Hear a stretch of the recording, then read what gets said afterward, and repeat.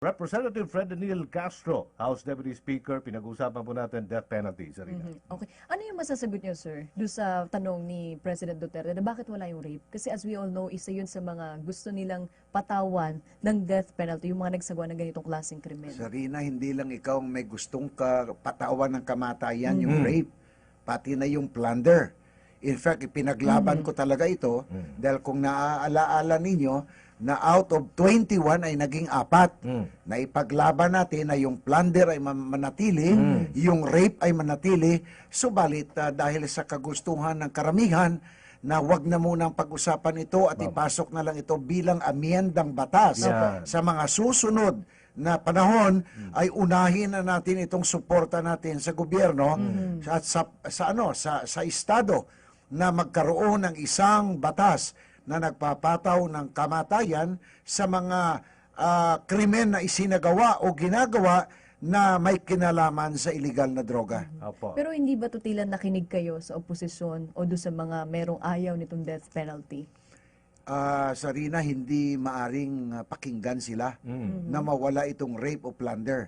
Kaya lang yun nga talaga ang dahilan na atin talagang isinasalba muna kasi nakikipagyera na ang gobyerno laban sa illegal na droga eh. Kung wala itong suporta, ay parang pilay na nakikipaglaban ng sundalo mo. Kawawa naman yung mga nakikipaglaban at lalong-lalo na pinagbibintangan pa ang ating mga may kapangyarihan na sila ang responsable dito sa mga extrajudicial killing, no?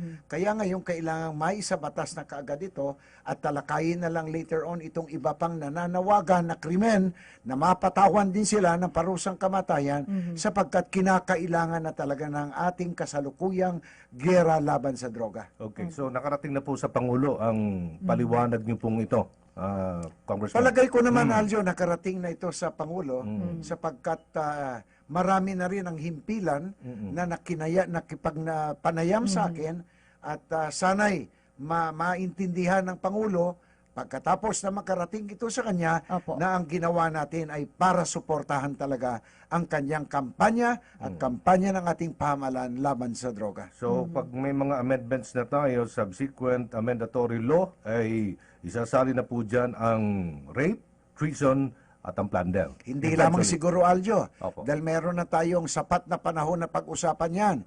Hindi na tayo minamadali at hindi na maaantala ang suporta natin laban sa kampanyang ng pamahalaan na droga, laban sa droga. Kaya ngayon, maaring yung 21 ay maisali na natin dito. No?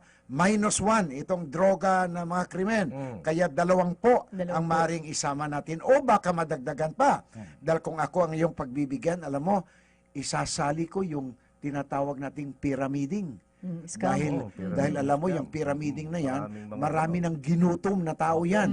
Marami ng pinatay at sinirang buhay o pamilya ang pyramiding na yan. Pangalawa, ipapasok ko yung drug trafficking na death penalty sapagkat yung hindi pala drug trafficking kundi human trafficking. Yung mga tao na ginagawang mga prostitute, yung mga babae, yung mga bata na ginagawang negosyo sa mga pedophilia at saka ginagawang mga forced labor yung iba, yan ay kailangang mapatawan din ng kamatayan. Congressman, if I'm not mistaken, may section dyan na parang pwedeng humingi ng pakiusap pa sa Pangulo, yung kunwaring napatawan ng death penalty. Section number 8 po ba yun? Merong executive clemency na tinatawag, no? O maaaring may karoon ng commutation ng kanyang sentensya na imbes na parusang kamatayan ay maaaring ibaba ito ng habang buhay na pagkabilanggo. Ito ay isa sa mga kapangyarihan ng ating Pangulo na ito ay pabor talaga sa mga sentensyado ng kamatayan, no? Ito rin ang nagpapaabot sa ating mga mamamayan, lalong-lalo na sa mga mamamayan na naniniwala sa paggatong ng mga irresponsableng opisyal o tao na para bang ginagatungan nila ang damdamin ng taong bayan na pag mahirap ka, ikaw lang ang magiging biktima ng parusang kamatayan dahil wala kang kakayahan na umupa ng magaling na abogado. Hindi naman totoo yun, Aljo Charina. Dahil alam mo, ang piskal o prosecutor, ang sinumpaan nila niyan ay proteksyonan ang tao na walang kinalaman o inosente sa krimen. Ganon din ang ating husgado. Kanilang sinumpaan na proteksyonan ang bawat tao na maaring masampahan ng demanda kung siya ay inosente. Kaya ngayon, maliban kung ikaw ay isang mahirap at maliban lamang sa abogado na ibinigay sa iyo ng Public Attorney's Office, ang husgado at ang prosecutor ay nagsisilbi na abogado mo rin sapagkat sila ay nagpoproteksyon sa iyo laban sa mga ibig sumira sa iyo pag ikaw ay inosente. Ganun din sa Court of Appeals. Ang magistrate o mga justices ng Court of Appeals, lalong-lalo na kung kaparusahang kamatayan ay review na, nire-review o nire-repaso na rin ito ngayon sa Court of Appeals.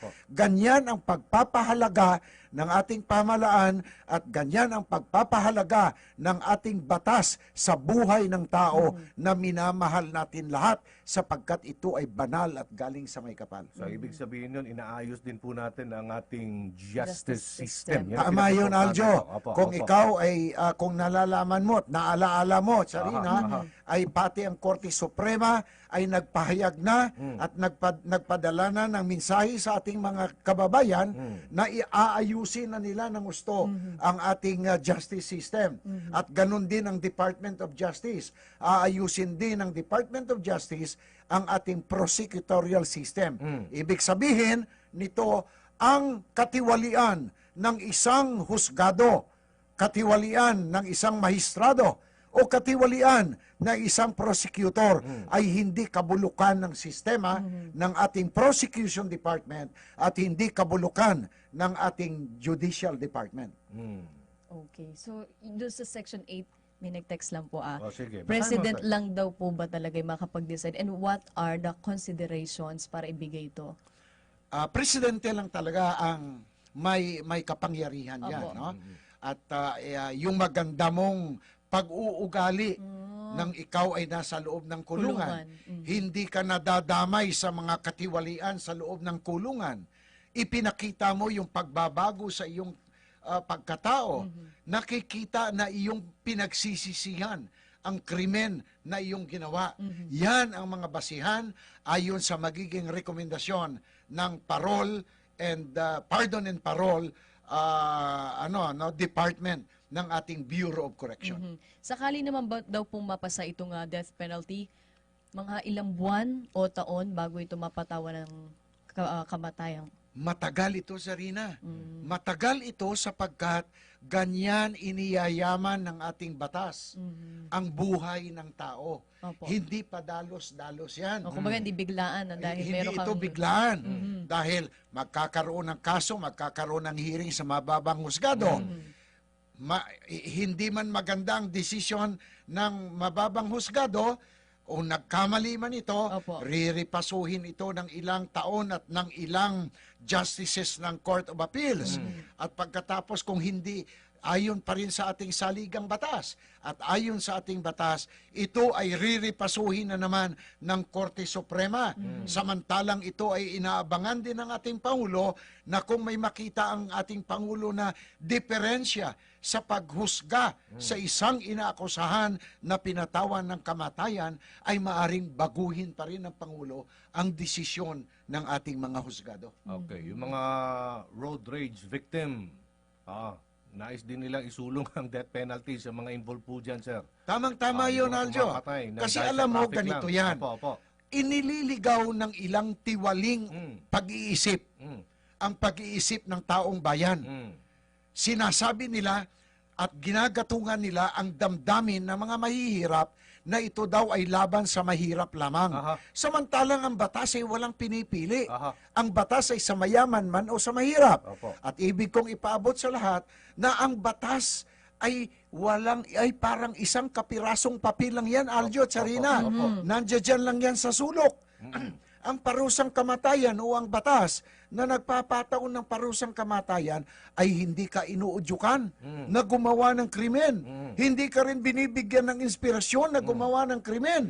Pero ang paggawa ng krimen ay desisyon ng tao, hindi desisyon ng batas. Ang batas ay papasok lang yan the moment na ikaw ay makagawa ng krimen. Kaya bakit mo sasalain ang batas? Ano ang ginagawa ng batas sa iyo? Nandiyan lang yan, wala namang ginagawa sa iyo. Kaya kung gusto ng taong mamatay dahil sa gumawa siya ng buktot na kasalanan o krimen, sa kanyang desisyon yon, hindi desisyon ng batas So, yun. reimposition po ang mangyayari dito kasi suspended po yan, no? Isinentabi mo na ang death penalty before, meron po tayong death penalty. Tama yun, Aljo. Kasi may balak ngayon ang nag-o-oppose po riyan na umakyat sila sa Court Suprema dahil meron yatang kasunduan ng ating bansa sa ibang mga bansa pa na talagang pangalagaan ang karapatang pantao ng bawat isa.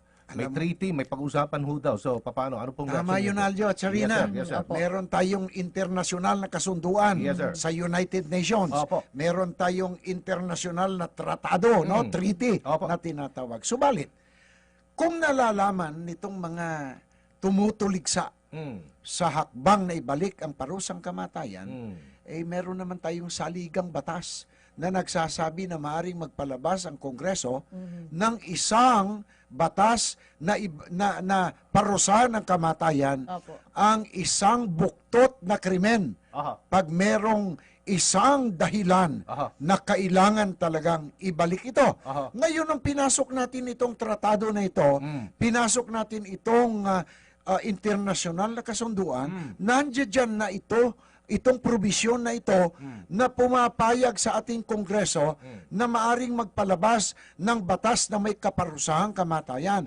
Ang ibig sabihin, itong saligang batas nating ito, probisyon ng saligang batas, Opo. ay nalalaman ito ng lahat ng kasapi ng United Nations. Ibig sabihin, ito ay parang mensahe sa lahat Opo. na kami ay sasali dito sa pagpirma at pakikipagsunduan na ang parusang kamatayan ay ating sikapin na mawala na. Yan ang tinatawag na urging the abolition, no, ng ating parusang kamatayan. Subalit, nagpapahiwatig itong ating saligang batas na nalalaman ng United Nations, nalalaman ng ating mga delegado na meron tayong probisyon sa konstitusyon na maari nating gamitin ito pag kinakailangan ng Estado. Ang ibig kong sabihin sa mas maikling paliwanag, Sarina Opo. at Aljo, ay ako ay naniniwala na ang ating pagsali sa mga tratado at internasyonal na kasunduan na udyukan ang lahat, pagsabihan ang lahat na wag nang ipatupad ang parusang kamatayan ay hindi nangangahulugan na iginapos o ibig gapusin ang kamay ng Estado kung kinakailangan. Thank you po. Maraming salamat po. Ayan, ha? Nasabi na po lahat ni Congressman Fredonil Castro. Hindi lang yan, Aljo, bago ko makalimutan. Opo. Meron tayong prinsipyo sa international law Aha. na in case of conflict between an international agreement, although considered as part of the law of the land, Opo. sa ating saligang batas o lokal man na batas, ay mangingibabaw ang ating lokal na batas at saligang batas. Yan. Okay. Yan, malinaw po yan sa mga sinabi po ng magaling na abogado din po, si Representative Fredonil Castro. Thank you so much po, Congressman Castro, House Deputy Speaker. Death penalty. Thank you po, sir. Maraming salamat din sa iyo, Aljo, at Marami kami Sarina, at Yes. sa inyong himpilan. Galit daw po ba Lalong-lalo kayo? na. May nag-text eh. Hindi ako galit. Yan lang ang aking pagbigkas sapagkat nanggagaling sa puso ko Yes. ang aking sinasabi na itong kaparusahang kamatayan ay kinakailangan ng ating bayan. Proteksyon ito sa mga tao upang mapaabot ng ating pamahalaan ang angkop na kaparusahan sa mga kakilakilabot at buktot na krimen na nang biktima ng ating mga inosenteng kababayan. Thank you again, Congressman Castro.